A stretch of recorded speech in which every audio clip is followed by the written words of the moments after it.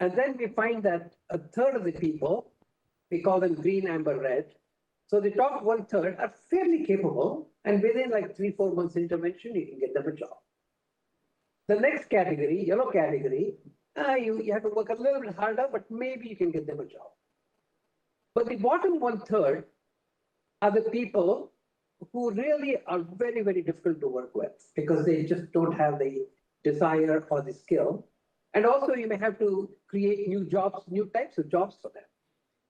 And so in the social sector, there's always a conflict. Do you help the people?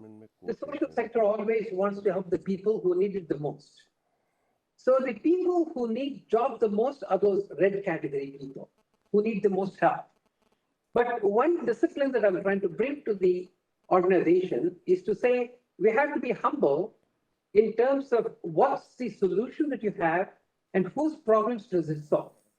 Obviously, solving the problem of employability for those people in the green category is easier than solving the problems for the red category. And even in the green category, there's millions and millions of young men and women in India who could benefit. So the approach that we are taking is saying, okay, we understand that our solution is not capable enough of helping the most disadvantaged. So let at least help the green, but not stop there. Start developing the products for the amber and then slowly for the red and so on. So just bringing a very disciplined approach to the social sector, I think is what will probably bring about a systemic change. In fact, in some ways, that's the difference between a social worker and the social entrepreneurship. Social worker, they have so much compassion, they go to a village and then they say, I'll do anything that it takes to help these people. And they do. But every intervention is so specialized that they can maybe help 5 people, 10 people at the most, but they don't scale. In the social sector, because you're trying to come up with a solution that helps a lot of people, it does not really help everybody. And having that discipline to know where you can apply your intervention is very important. Yeah, thank you. So we have Nishith Joshipura. He leads our financial services practice, and obviously a lot to talk together. So Nishith, yeah. Yeah, hi Desh. Thanks for your talk. So Desh, the way at least I was thinking was, the concept of philanthropy has evolved over the last few decades, where earlier we used to see, the billionaires first making billions, and at the fag end of their career, they will, donate, billions and billions of dollars. To now, we are seeing as people are earning money, they have started doing philanthropy.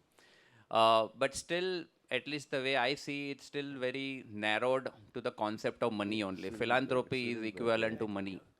But there can be multiple ways of doing philanthropy, like philanthropy of knowledge, philanthropy of connections. There are so many smart people who don't have money, but they have a lot to offer in terms of knowledge. There are so many people who are so well connected, who can connect many NGOs. Like if one NGO is short of capital but has great distribution network, other NGO is having capital but no distribution network, those two NGOs can be connected. Have you seen any work being done on the side of philanthropy for knowledge or philanthropy for connections?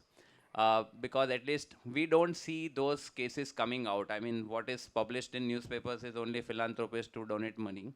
But I at least see a lot of opportunity here, because there will be many people who will be able to do this philanthropy, and help to shape the world. No, you're absolutely right. That's why it's so exciting to hear Nishith talk about the 3 pillars that he's trying to build the whole organization on. And as you know, the people, purpose, and profits are the 3 Ps that drive most of the organizations now, because the younger people don't want to work for organizations which just focus on profits.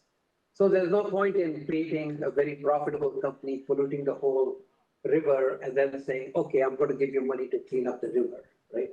So, and that applies not only to the organizations, but also to individuals. So everybody has to somehow get involved. and contribute in whatever little way they can. And we need to bring these sectors and people together to be able to make it happen.